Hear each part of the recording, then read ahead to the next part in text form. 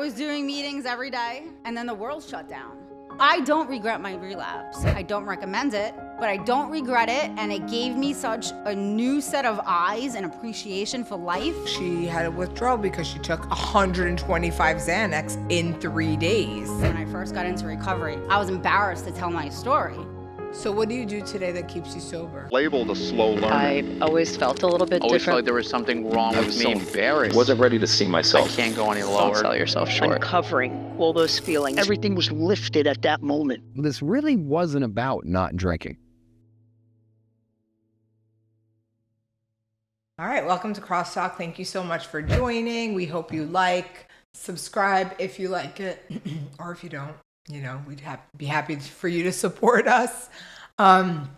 We are a 501(c), and our goal is to raise money for people who need help and treatment and cannot afford to go. So we aren't affiliated with any spot in particular. So please, if you like this, share it, subscribe, have other people subscribe, and really just watch. All right. Well, today I have a good friend, Jeanette. She's here to tell us her story. Thank you for coming. Thanks for having me. So here on Crosstalk, we just kind of go through like an experience, strength, and hope. Like, how'd you grow up? What happened? How did it all fall apart? What were the culminating events? What did early recovery look like? How did you recover? What did that look like? And what does recovery look like now? So, just take us through the evolution of Jeanette's life. Sure. So you said it was an hour long, so I'll start from birth. Yeah. I'm pretty old. I'm in my 40s. You're not from New York, are you? No. I'm from Brooklyn. I was born and raised and bred in Brooklyn. I came from an awesome family. Crazy, but in a good way. My parents are still married 50 years, actually 52 years now. I'm the youngest of three. My mom stayed home and raised me, my sister, and my brother, and my dad was the one, out working all the time. And, I got away with murder because I was the youngest of three. And by the time I came along, my mom was just like, let her do what she wants to do. Same. So, it was great. Yeah. So, like I said, growing up, I was always getting good grades. I was on the swim team from second grade up until high school, so I was always athletic. My dad coached my soccer team. So, like I said, I had an awesome upbringing. And I wish I had a part of my story to be like, this is what made me a drug addict. Like, I don't come from a traumatic past. Like, I don't have anything that scarred me that's what happened. So I don't really have a story like that. And I remember, I'm going to wind up skipping around because that's the way my brain works. But I remember when I first got into recovery, I was embarrassed to tell my story because I would hear all of, these people and these survivors of crazy stories like, wow, I can't believe they survived through that. And I didn't have that story, and I remember I used to tell my sponsor, I'm embarrassed. What do I say? I came from a great family and I still did drugs. And she was like, yes, Jeanette, because that's your story. I'm like, all right, no doubt. So I feel the same way. In treatment, people would tell me, there was one guy who was a part of gangs who dismembered a body. I'm like, I don't have trauma like that. What am I going to say? My family lost everything when I was 16, poor little rich girl type of thing. You know what I mean? Right. So I understand. I would never fit into a gang with my, my blonde hair and my little skinny, they wouldn't want me, Yeah. So, it's not part of my story. You'd be surprised. And it's funny too, because, well, not really funny, but I didn't really look at alcohol being a drug. But now, being in recovery and having, all these years clean, thinking back, that's a red flag. Right. I'm 12 years old, bike riding with one of my best friends in the daytime, and I'm filling up my little water bottle with straight vodka. And getting blackout drunk, during the day. Because, you could. Yeah, why not, And I used to replace the vodka in the cabinet with water. My parents wouldn't know. Right. And I'm not saying, I want to blame them, but nobody ever came to me. So, in my mind, I got away with it. And again, it was alcohol, and it was always socially acceptable in my family, so I never looked at alcohol as a problem. Right. Are you Italian? I'm a mutt. Irish, Italian, and Greek. Okay. And all those are like big partiers Yeah. and drinking, and like that's the family I come from. We always drank on the holidays, and it was always socially acceptable. And like I said, like both of my parents, like they're not drunks, but they drink on occasion, and why not, you know? Yeah. And it looked like fun. And, you know, looking back now, when I was, well, at that time I was like in 7th grade, but once I got to high school and I drank with my friends, like we would drink in like the 40s in the schoolyard. And I was like the only one drinking to the point where I would like pass out and black out. Yeah. And I don't remember any of my other friends like blacking out. You would think after the first time you black out, you wouldn't want to do it again. I'm like, I can't wait to do that again, you know? But again, like to me, that wasn't a problem because it was alcohol, socially acceptable. So I never thought that was a problem. And then once I got to like 14, the first drug I actually ever did was acid, which looking back too, like that's not normal. Like, you know, usually kids dabble. Let me try some little pot. I'm like, yeah, let me try acid. You'd be surprised. The past 3 days, I've heard a lot of first-time users use things like that. So, and looking back, I'm like, that's crazy. yeah. And also too, because I have like a 14-year-old nephew. So to like imagine a I 14-year-old know, doing that, right? it's disturbing. Like if I think of like the shit I did, if my nephews were doing that, like lock them in a cage and don't let them out for like another 10 years. And again, like I would pop acid and go to swim practice. And again, it was fun. Like, you know, and all through high school, I would always like dabble to like, because I had one of my best friends, her sister was like 16 years older, and I always introduced her to like the new drugs she was doing. So I wound up always trying my first drugs with my friend Jillian, who actually wound up passing away. I'm sorry. From an OD a couple of years ago, actually 10 years ago now. But it's like in a way, like I trusted her because she was like my older sister. So I always Yeah. thought I was in like good hands. So like the first time I tried dust, it was with Jillian. First time I tried crack, it was with Jillian. And I never thought it was a big deal, like, you know? Right. And like the crack too, she was like, do you want to try this? And it was like in like a wicker pipe. And I'm like, I don't know what that is, you know? Because I always thought like crack in movies was like a crack pipe. And she was like, oh no, it's fine. And she put like this little screen on it and I'm watching her do it. And again, in my head, like I'm envisioning like crackheads from, you know, the movies and shit. I was like, I can't smoke crack right now. I'm like, all right, let me just try it. So I remember trying it with her and it was crazy. It was like a rush and then it was gone. But I was like smart enough to be like, I can't do this. Like it literally lasted like 3 seconds. And I was like in my early 20s at this point. So I didn't think I really had that much of a problem, but I knew I wanted to stay away from that. And then like the club scene came around and I was going out, tripping on E every weekend. And I did like the E thing from like 18 to like 22.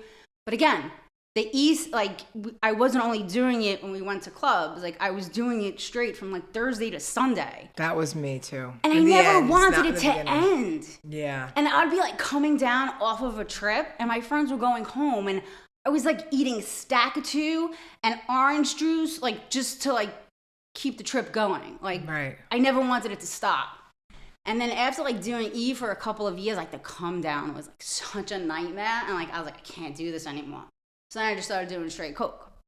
Because I'm 23 years old now. I'm maturing, you know? You're so young though. Right, but in my mind, like, you know? And it's so crazy too, because, and I'll talk about that further down the line about like progression.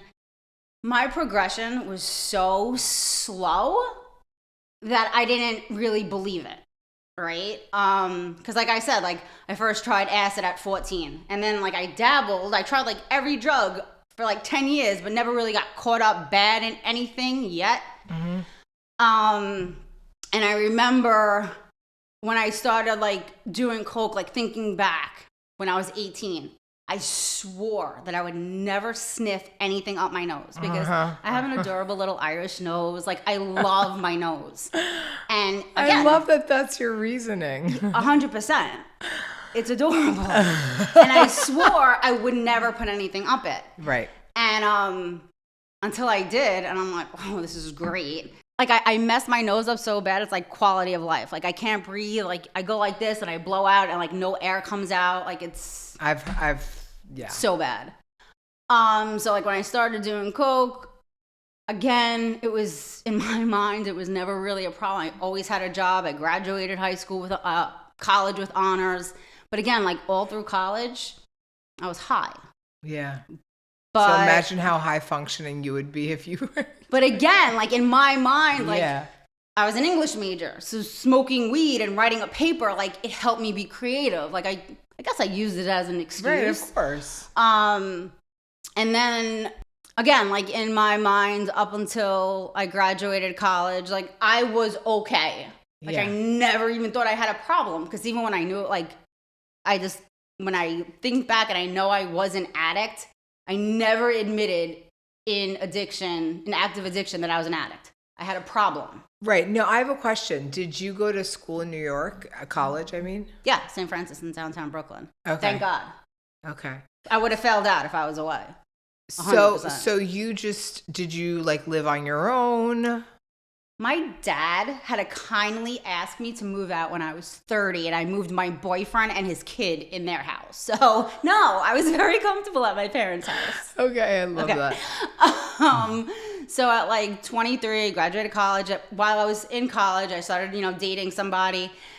And, that lasted probably about 2 years. And it was not the best relationship. I've had And when I broke up with him, I was not doing good. Like, just heartbreak. It sucks. Yeah. And I don't like feeling. And the only thing I was able to remember, I have a thing with crystals. Yeah. Well, My fiance calls them rocks. But have you seen my place? It's like all crystals. Oh, I have a huge one. I have a Buddha. I have the whole 9 yards. Yeah, so if you see me playing with it, it's That's just okay. an amethyst. Yeah, I love it. Because like I just didn't want to feel, all I could think back to was being 18 years old, trying Xanax for the first time, and not remembering anything. And I'm like, I need that feeling back. So You're 23 and you're thinking, I remember that high. So I started dating him at 23. So at this point, I'm probably approaching 26. So I just turned 26. And you remember that you wanted the high you had when you were 18 from Absolutely. that specific. Okay. Because I remember at 18, it was one of the first times I tried Xanax, and I never really did Xanax that much. But I remember we just did it like a bunch of girls, like for the first time. And I remember falling asleep at like a red light. It was just a crazy experience. And I remember not being able to remember or feel anything. And I just knew I needed that back. So I went out and I think I got like maybe 5 to start off with. Like that should be a nice little Band-Aid and like get me through the week at least, And That's thinking breakfast. back and like taking that Xanax, I'm like, I can't believe I waited so long to take this. Like it was exactly what I needed. And I was so happy that I found it. And I started taking Xanax and it made me feel better.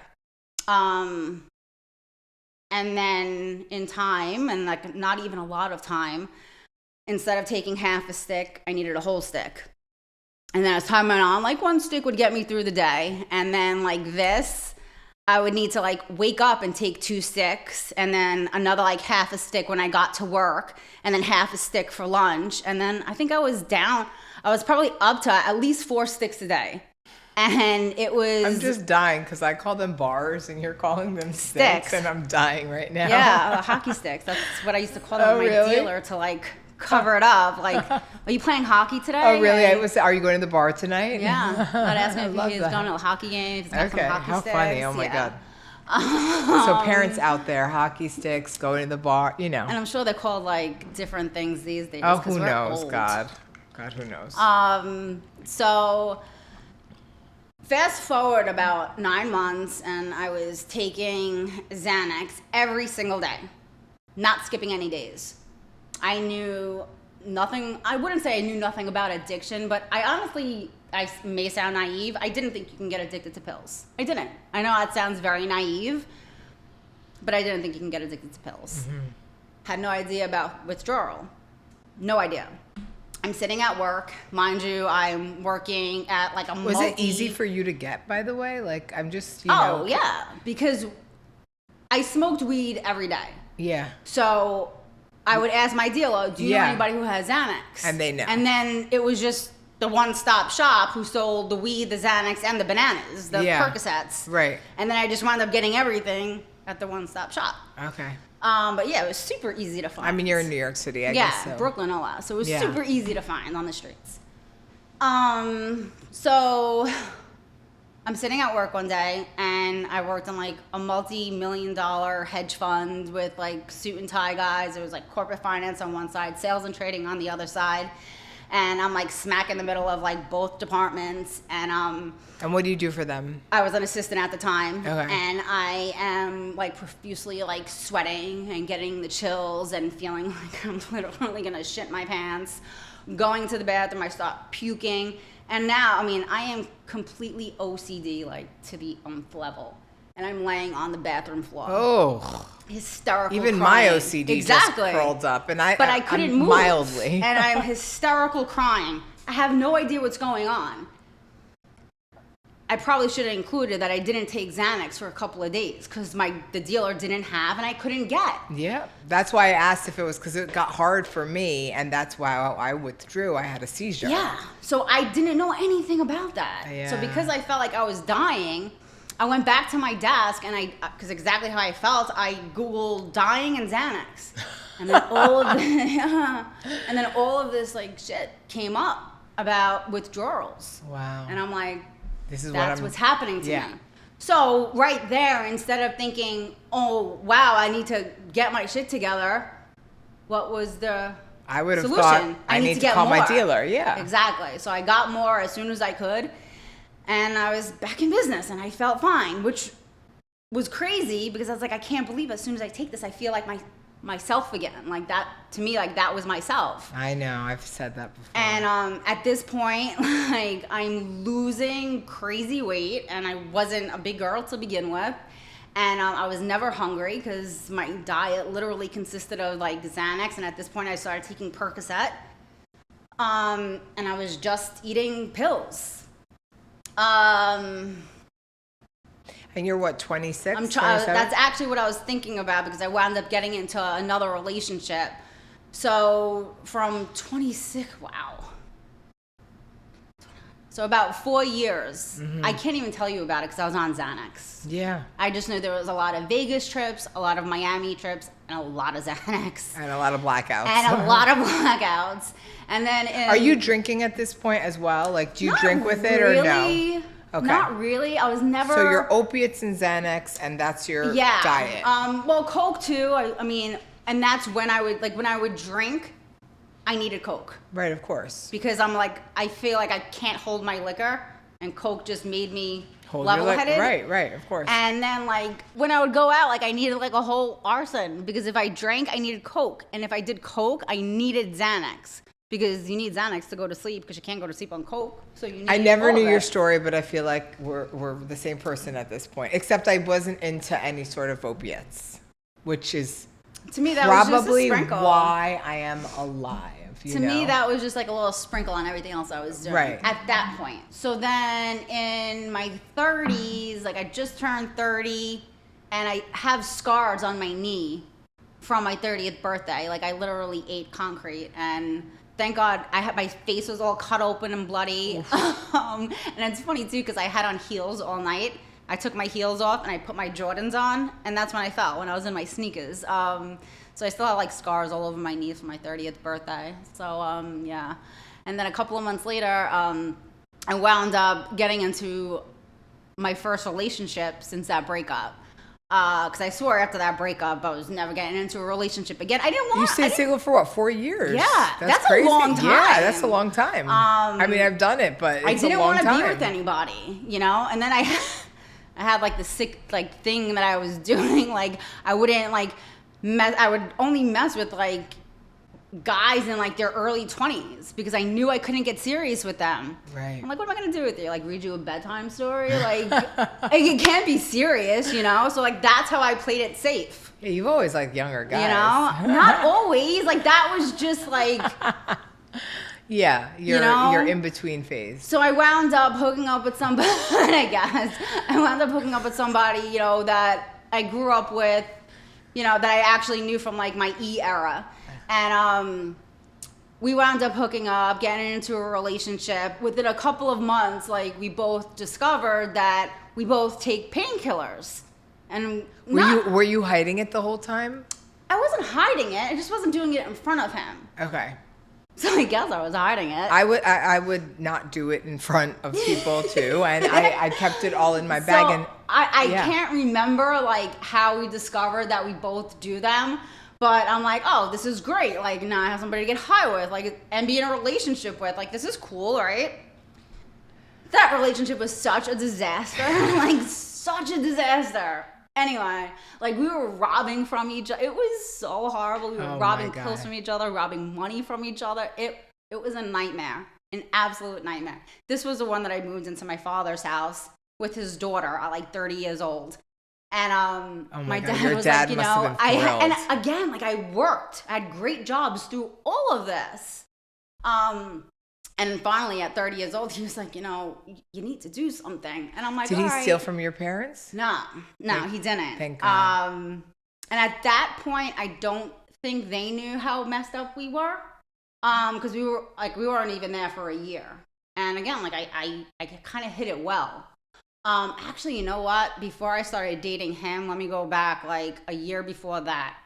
I was seeing somebody that I went to high school with, and this is how I really got heavy into opiates. I started seeing somebody that I knew from high school, and he sold blues. But I never took blues. I was a Percocet girl. So I would get Percocets off of him, but he would get them from somebody else.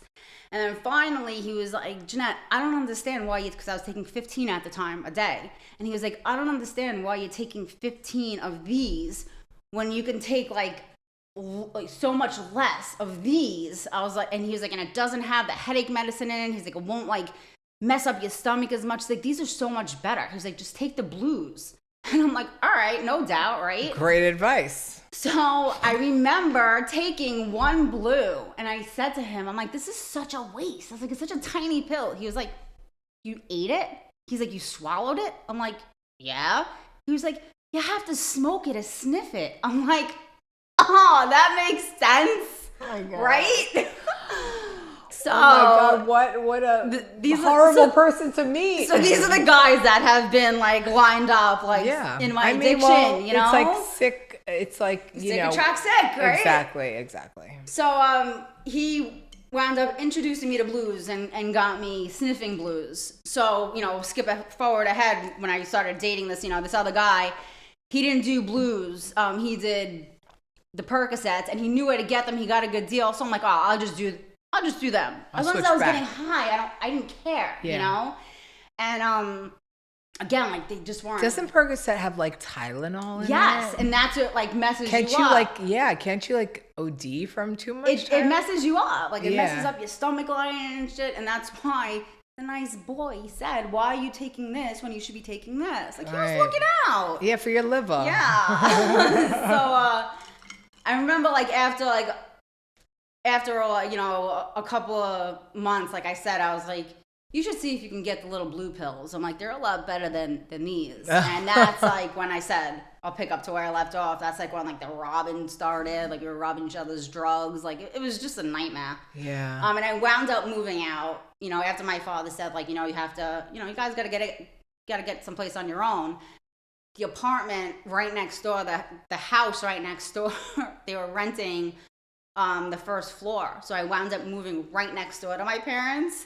So when I told my dad that I found a place right next door, he's like, you gotta be shitting me. I'm like, yeah, oh my great. God. No. And again, it was like such chaos, like living with this guy. So you were still there at your parents, or no? Yeah, I'd go shopping, literally with a bag, and like take paper towels, food, because I wasn't making a lot of money. And but you were spending your money.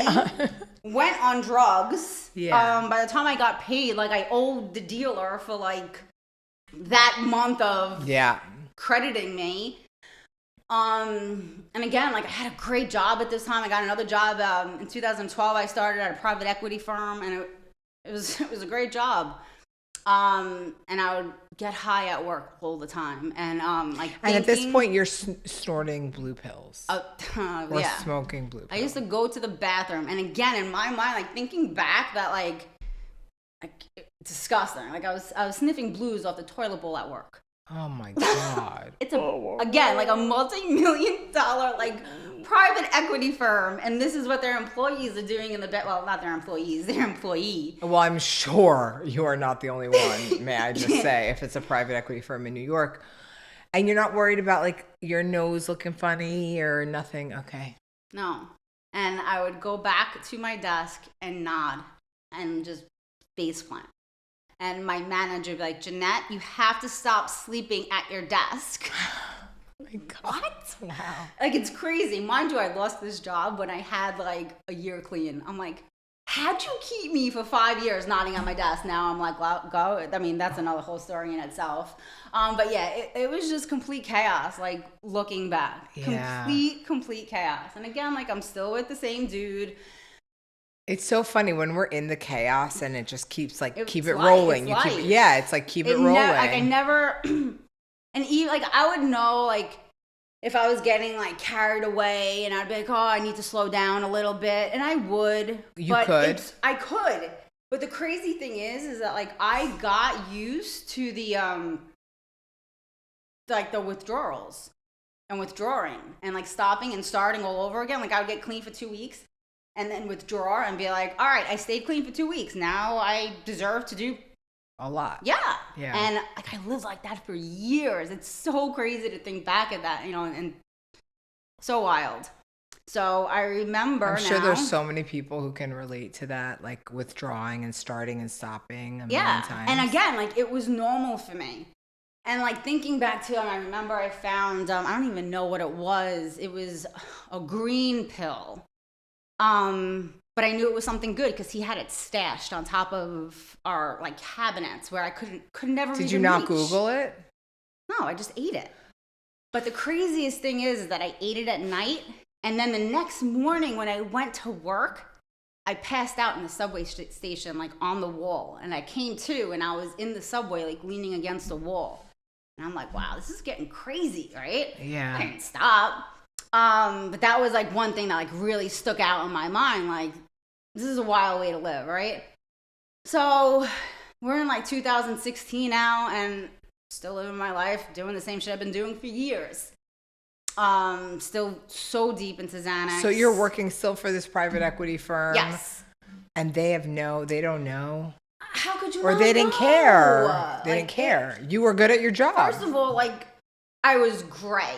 Mm-hmm. Like, I looked like a Me walking too. corpse. Me too. My clothes didn't fit me because I weighed nothing. So what was the culminating event? Like, this is 2016, so we're getting close to the ends. Yep. Because I know you and I are close. Yeah. Yeah. I was November 17th, 2016. That was my clean date. So it was the weekend of Halloween of 2016, and I was a little sick. But I'm like, great, let me take like full advantage of this, right? So I went to the doctor, coughing, like, you know, and I was getting pills from my doctor too.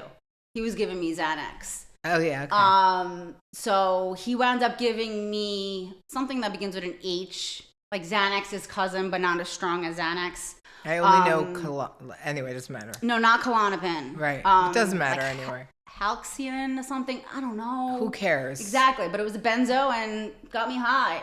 So I got some of that. I got Seizure, which I was so excited about. Never done it. It's the codeine. The I don't codeine. need to know. So when he gave me that, and that was like hard to get. I don't want to know anymore anything. Come like, on, don't tell me. And what I say, in my mind, I'm like, this is going to be an awesome weekend.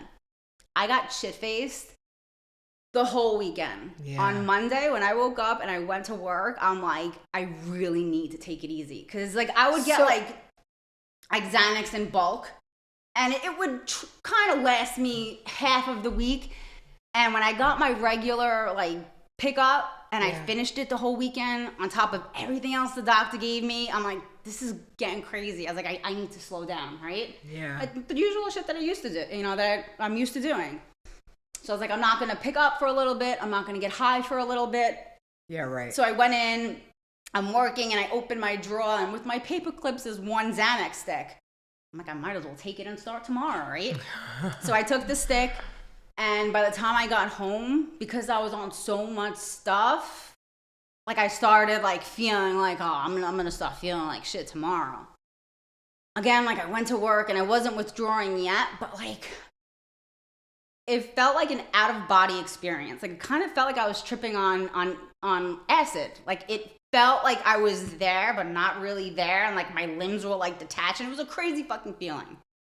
And I don't know what happened after that. I wound up having a grand mal seizure and falling out onto my desk at work. Oh shit. And again, like you said, you had a seizure. I never had a seizure, and I was taking Xanax I hadn't either for over till I took that. 10 years. For over 10 years, I was taking Xanax. I don't know. If someone else said the grandma seizure, is that what it's called? Grand mal. Grand mal. MAL. Oh, I don't know. I don't know if I had that kind of seizure, Yeah. but I had a seizure. Anyway, a lot of Xanax. I took myself off it and then took my dog's tramadol. Right. So I figured since I went off of Because Xanax more and more, you know? so much, and it never happened, it would never happen to me. Because I did it so many times. Like, why did it happen that time? So you're in the hospital. They rushed me to the hospital. My brother and my mother wound up coming because my brother was a fireman in Brooklyn at the time. He wound up coming. My mother wound up coming. I wound up having a seizure again in front of them. Oof. So now they're doing like all these brain scans, and I'm thinking in my head, I'm like, this is serious. Like, this is really serious. Yeah. So now my mother's beside herself because she thinks that there's something wrong with my brain. They don't realize that you're on all this stuff. Yeah. Did they do a So- tox? Well, the jig was up. Yeah. The doctor cleared out my mom, and he was like, are you on anything? I was like, I've been on a lot of things. Yeah. You Oh, you know? were honest with the doctor? Yeah. Because Yeah. I knew it was going to come out. Like, Yeah. you know, so Yeah. I'm like, yeah. I was like, Everything. yeah. So my mother wound up coming back in, and I'm like, Ma, I have a problem. And she was like, all right. She was like, well, fix it.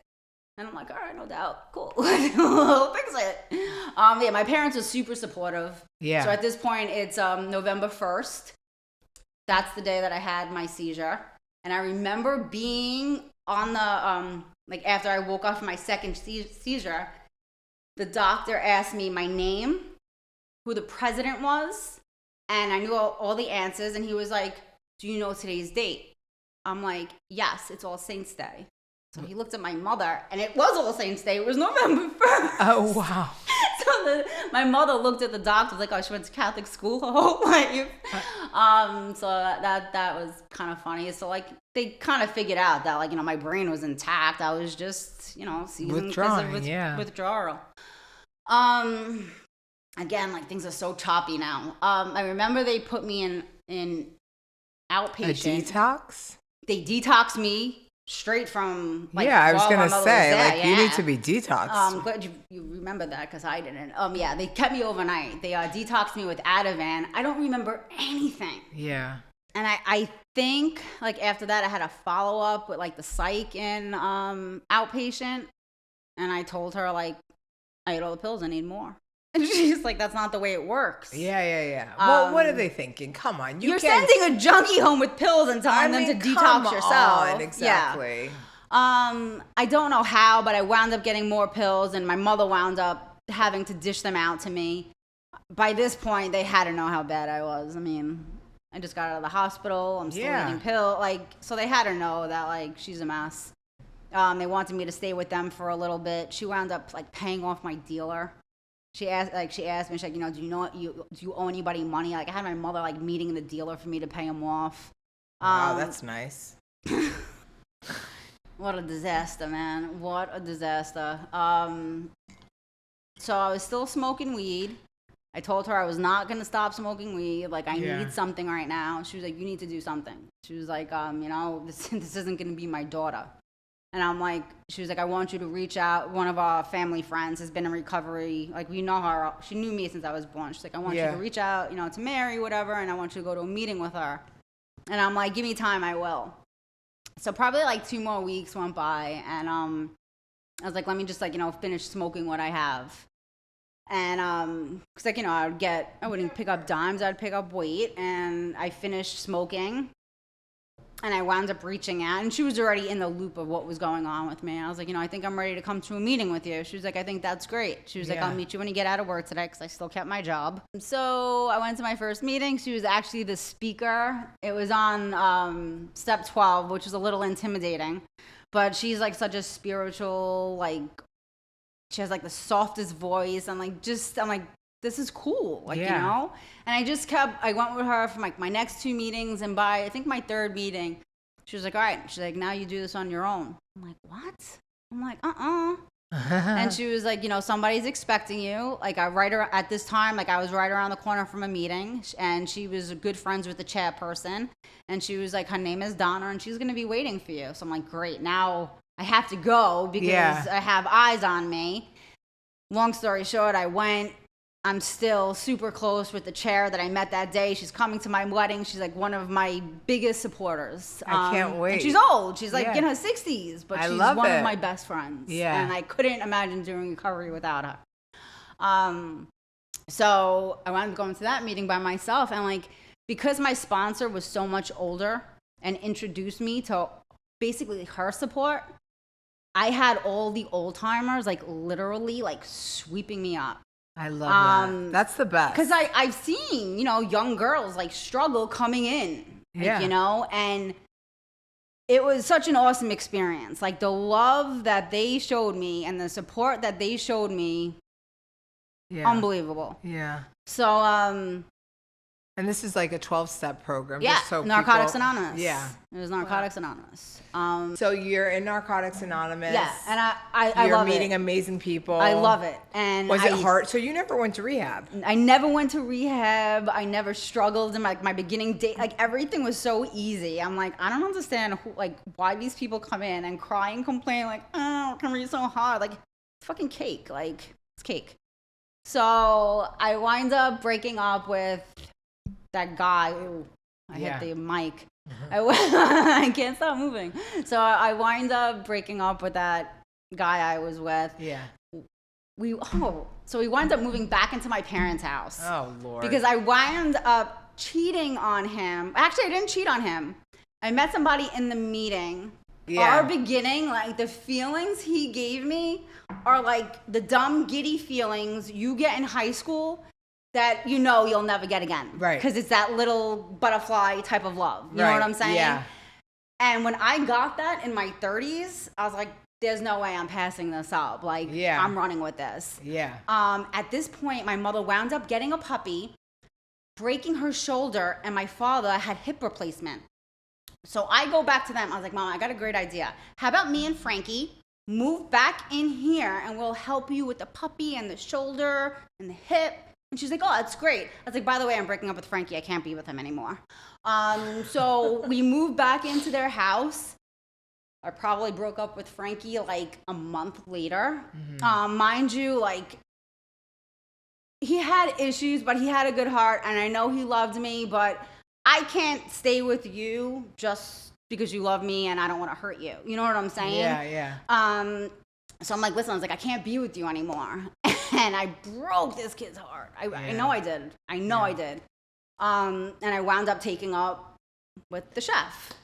And he had a rocky beginning. He couldn't get clean, but again, like, he would be clean and then not be clean. But I don't know, we just had a crazy connection. Yeah. Everybody's telling me stay away they're from judging you. I'm sure stay away from you have Judge Judy in every corner. It was absurd. Yeah. Absolutely absurd. I mean, I would have been judging you. I'm gonna but eventually, not anymore. Now that I'm like more sober. Yeah, but when I was young, eventually he got clean and he got the shot. So it's not like I was just with a crazy using addict. He got clean. Yeah. But he wasn't really down with NA. He didn't want it. Yeah. But we still had a great relationship. Like we truly loved each other, and we were gonna see where it took us. So he moved in with me, and your parents? No, I moved out. I missed that part. Oh, that's okay. After I broke up with Frankie, that was the coolest thing too, because I was gonna say I wasn't working at this time. I wound up tapping out of my 401k, that my father, who's an accountant, strongly advised against. Oh, I'm sure. But I'm like, Daddy, no, I'm going to do this and I'm going to move to the beach with my new boyfriend. Oh my God. And that's what I did. So, your sponsor must have been like, okay. Oh, she thought I was losing my mind. So Yeah. my sponsor became this woman that took me to my first meeting because we just had a connection. Like I couldn't imagine it being anybody else. So we had a great relationship. It was so much fun. He started working in the industry again and, it started with the drink. Then he did coke and he was like, I don't like coke. Yeah. And that's how fast that happened. Yeah. And he wound up like getting You're always like, searching for really, the high you want. He wound up getting like really fucked up again and like our relationship was over. Like that's it. It was over. Like, in the process, I wound up changing my sponsor too, who I love more than anything. So what does early recovery look like? You just, or is this like, at this point, is this like kind of the crazy beginning? Like, no, because at this point, like I had coming up on 3 years. So it's not even like that early. Yeah. Like I have some recovery in me, Right. And that's one of the reasons why I knew I couldn't be with him because I did believe like, how could it work out with a using addict living with you, No, right. So I wound up changing sponsors in the process too because I couldn't get honest with her. So instead of getting honest with her, I was like, oh, I'll just go get a new sponsor. Oh, yeah, I'm sure. And I did that. Yeah. So we probably broke up very, very beginning of August. He was back in my apartment by mid-September. Yeah. August, what date, what year is this, that feeling? 2019. 2019. Because of that, so right before COVID. Yeah, because of that heartache, Yeah. the why I took Xanax the first time. I knew I couldn't take Xanax, and I didn't want to feel. And I really, really was sad. Like, I was really freaking sad. Like, I really was. Like, thinking back, like, if I hear a song that I listened to then, like, I could literally, and he's my fiance today. Yeah. But I could literally cry, like, thinking back, like, how fucking sad I was in that moment. Like, just thinking about him, what he was doing, like, because I knew what his life turned into, Yeah. And I remember, like, being at a meeting and just being, like, I was hysterical crying. And, they say, like, pray for the other person. Yeah. And I'm like, I can't fucking pray for him. I hate him. And, like, my thoughts were so ugly. I was like, I wish he would drive a spike through his arm and kill himself. Oh my God. And just like fucking die and and just like rather than him walking around and me knowing that he's like still living, let me mourn his death. Like that's where my mind went. Like it was so ugly. It was so bad. And then one day I did go home and I just prayed and because I didn't want to have those ugly thoughts because I still did love him, Yeah, of and course. I prayed and I'm like, God, just do whatever you see fit, because I don't know, like, what God sees for him. And I'm just, just do whatever you see fit. And we wound up getting back in touch because we would have like those sporadic, like, How just are checking you? on you. Yeah. And, I would get him like Uber Eats. I wouldn't put cash in his hand, but I would get him like Uber Eats and like a hotel room. Just, I needed to know he was okay, And then it started like, all right, you can come back, but you're sleeping on the floor. Like, I can't have you in my bed. Yeah, okay. And, like, I heard he was so bad. And then, like, when I saw him, he didn't look that bad. He still looked like my Petey, but not really. He did need a shower and he haircut. But, like, he didn't look what my mind made up to be, Yeah. And I'm like, you're sleeping on the floor. By the second night, he was in my bed and... So COVID hasn't hit yet. No. So what does this look like? Does he get sober or is that when you... I mean, he had plans. He wanted to. Oh, right, of course. He wanted to. Listen. And I'm coming up on 3 years and, he would go to Detox, come out and use again. And I think it was like the second time he was in Detox. I don't know how I wound up in his drawer, but I wound up in his drawer and I found like a stash of Suboxone. And I'm talking about a stash. I never took Suboxone ever in my life. Yeah. I wound up Googling it. You could get high from it. I took it. And you had this how was long? October, like the end of October. I was coming up on 3 years in November. Yeah. So the moment I took that Suboxone with the intent, like, I'm getting high from this, and once I did get high, I knew I relapsed. Yeah. I didn't tell anybody. I didn't talk about it. I continued to celebrate. Did you tell? You celebrated? Ooh, Yeah. Okay. He came out of Detox. going crazy. He was like, where's my Suboxone? And me, I'm in recovery and I didn't want to lie. So I told him I got rid of it because I did. I took it. So I told him I got rid of it. He wasn't happy. And I didn't even tell him I took it. So I celebrated because my parents were coming in from Jersey and they were bringing the dog. So it would be like, a great day. And in my mind, like I already set up my relapse, my real relapse, because I knew I already relapsed, but my relapse wasn't going to be over Suboxone. It was going to be a relapse. Mm-hmm. So I celebrated and I went to one meeting between November 17th and December 2nd because I already knew I was out. Yeah. Like I already checked out. And I remember being with him and I told him I was going to smoke weed and he was like, don't, because he knew like my mind wasn't right. Yeah. And he was like, wait for your mind to get right before you make, because he knows about the program. He knows about recovery. He grew up in the room. Who is this? The chef. Oh, yeah. No. Okay. No, I meant like who's telling you, wait. The chef. Wait, can we go back a second? I told him I wanted to smoke weed. I told him I wanted to smoke weed. Oh, you talk. And he was like, he's like, wait until like your mind, wait until your mind clears before you make a decision to freaking get high. You have 3 years clean because he didn't know I already took the Suboxone. Yeah. Mind you, the second he turned his back, I picked up his pen and I hit the, I hit his weed pen. Since we gotta get this going. I already knew I relapsed. So the next day I'm already at work and I couldn't wait to get home to smoke weed. Of course. So everything that I questioned in the beginning of my recovery, like slapped me in the face.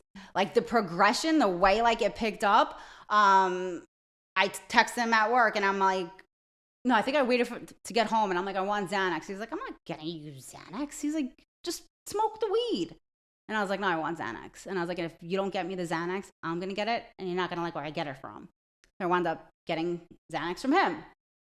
And right off, and he's high at this point. And the way like I started taking the Xanax, I didn't take Xanax for 3 years. He was like, whoa, he's like, what are you doing? And I was like, what? Like he knew that this was not going to be fun. Because that's what I hear is like when you relapse, you kind of pick up where you, and that's the thing too, that like, it was wild. I probably could have taken half. And so now let's fast forward. You two are using together, clearly.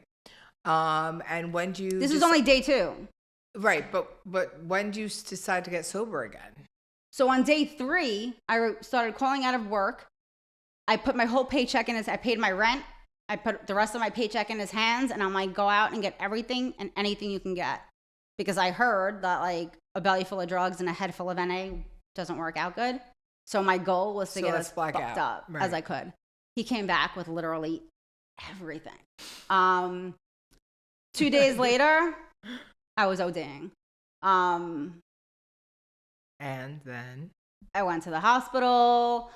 He convinced me to leave. I didn't need it, so I ripped the IVs out. And this is the part that scared the shit out of me. He convinced me to leave the hospital. We go back to my apartment. He winds up falling asleep, and I wound up cleaning and finishing all the drugs I could find on the table.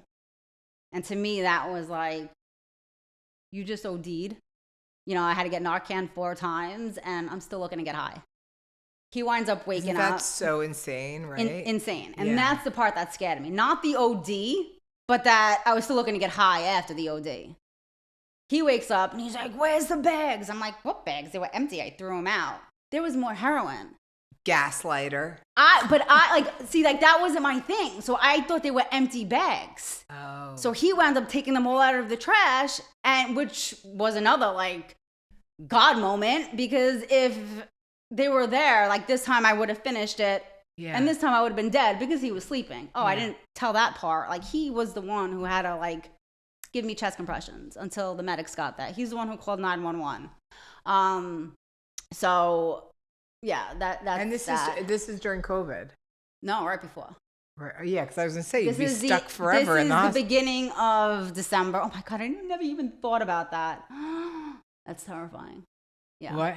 You said you would have been stuck in the hospital. I never even thought about that. Oh my God, you would have been, or not gotten any help. Yeah. Period. So that Monday, I woke up and I knew that like if I didn't get to a meeting at that second, like I'm gonna die. Like I never thought like like in that moment, like I never, people say like, oh, that'll never happen to me. It'll never happen to me. Like I knew I was going to die. Like I didn't even question it. I knew I was going to be the dead addict. So you went to a meeting, and what about, did you break up with him, or you decide? He got clean and I wound up relapsing again, and he has 20 more days than me. So I'm coming up on 5 years.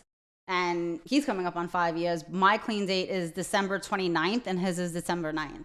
I love because it. I wound up finding like one pill. So now you're about to enter COVID. Thank God you two both are clean. Like by the skin of your neck, you're clean for COVID. Because I believe COVID would have killed me. Yeah. And it sounds like COVID would have killed you. Because even getting clean and early COVID, like it was that so can be rough. so hard. So, how I said, the early recovery was like a piece of cake. What are these people crying about? Like, it's so easy. Like, what is there to cry about, right? Everything that I questioned in my first, like, coming in, like, totally slapped me upside my head. My early days after my relapse were so hard.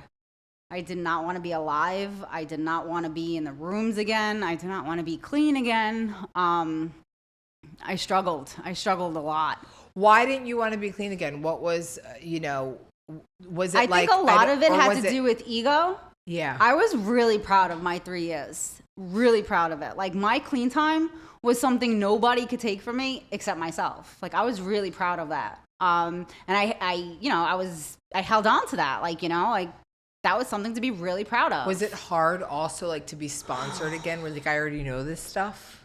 No, not so much because to me it's a repetitive program anyway, But again, I think it was a lot of the ego stuff that I couldn't put to the side because before my relapse, I used to raise my hand and in my shares, I used to kind of talk like cocky in a sense, like, oh yeah, if I was to ever relapse, I'm never coming back. I'll never be that girl one day back saying I'm Jeanette, and I have one day.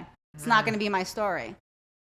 God was like, yeah, we'll see. Yeah. We'll see, because it was only two choices, get back to the meetings or die. Yeah. And the life I created in recovery was so beautiful.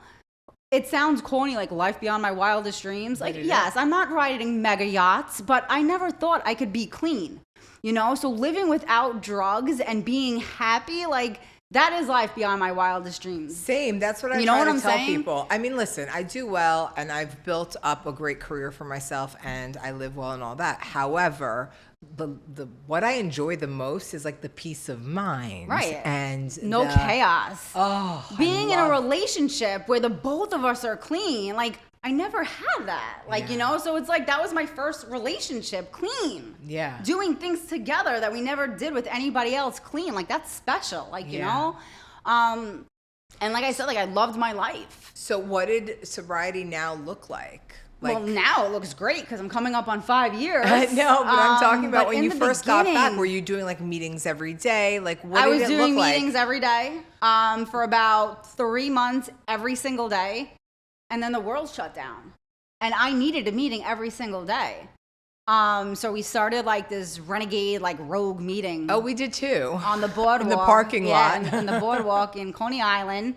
It was about 5 of us, and it grew into something so big and so beautiful. And it's still a meeting today, which was awesome. And, thank God for that, because I needed it. I needed the support. I needed the meetings. And like I said, like I didn't want to be clean in the beginning. Like it was a struggle getting back, And I struggled too with like, why did God keep me alive? Because just a week alone that I OD'd, I probably knew like 2 or 3 other people who OD'd and died. So I had a problem with that. Like, why did God keep me alive? It was all about me. Like, I felt really bad for myself. And then one day I'm in a meeting and somebody was sharing from the floor. And I've heard this expression before, but it wasn't until that guy said it that I was like, whoa, that's why I'm alive. And all he said is, God gives you what you could handle. And at that moment, I thought of my mother. And I'm like, my mother wouldn't be able to bury her baby. Like, some people, I got goosebumps. Like, some people, like, in recovery, like, 30 years clean, buried 3 kids, and, like, they have the tools, and, like, I'm not saying they're not hurt, but they have, like, the survival mechanisms, and they get through it. I truly believe that my mother, like, would fucking crumble, you know? And at that moment, I believe God kept me alive, not for myself, but for my mother.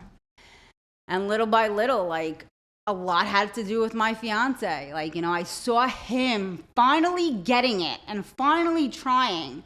And I'm like, how am I going to be so selfish this time around when he is finally, you know, putting his all into recovery and step work and men's groups? Like, I really saw such a change in him.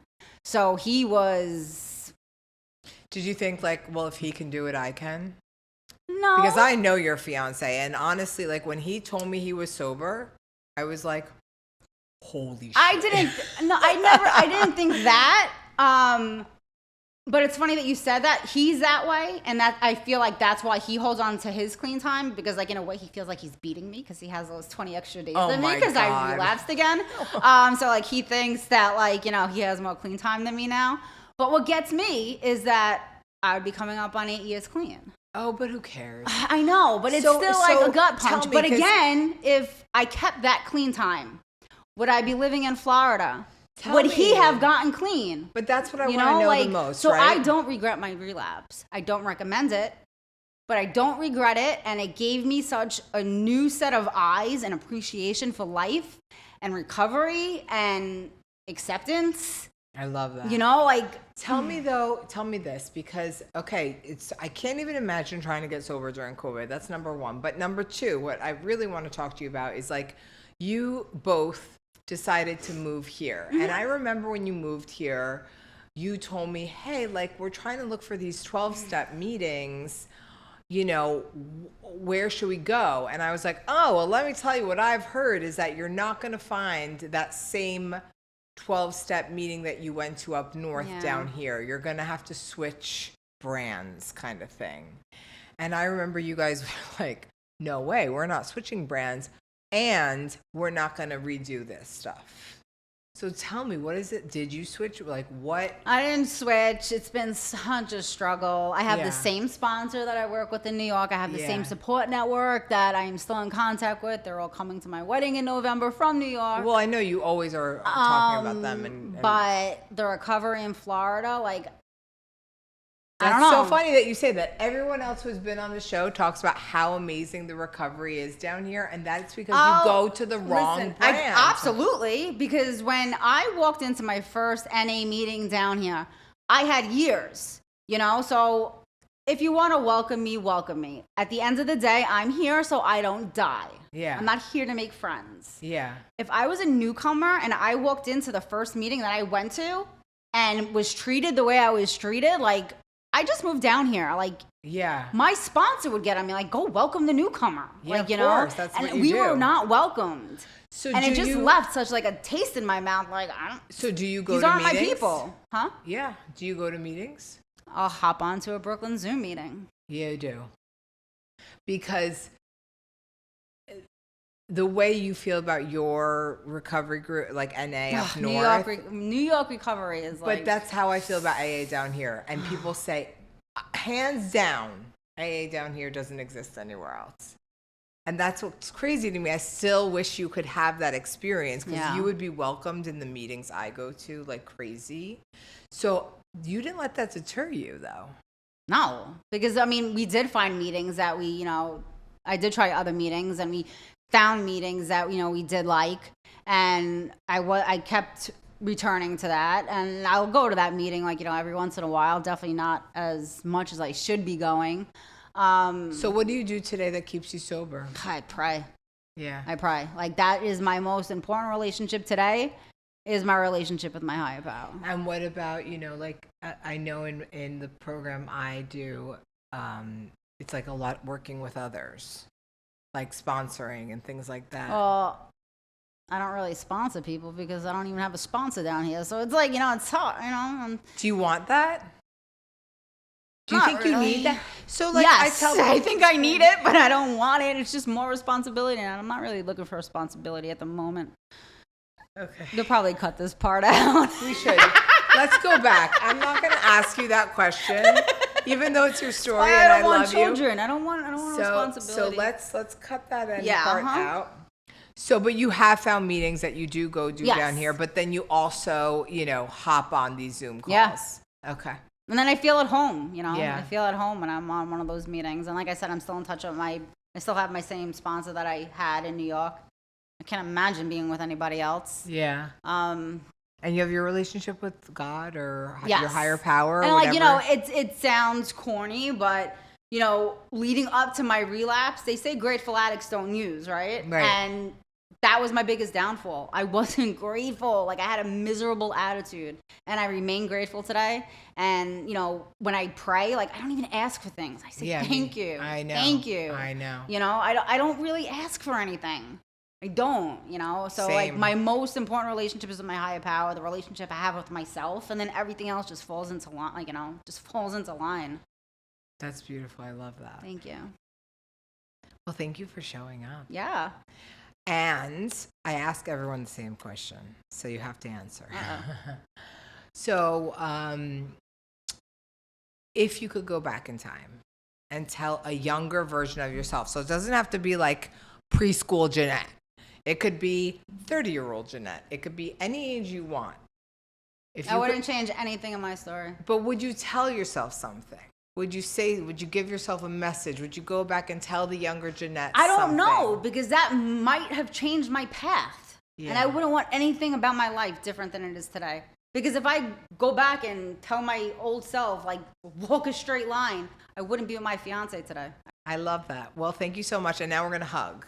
Okay. Okay. I love your outfit.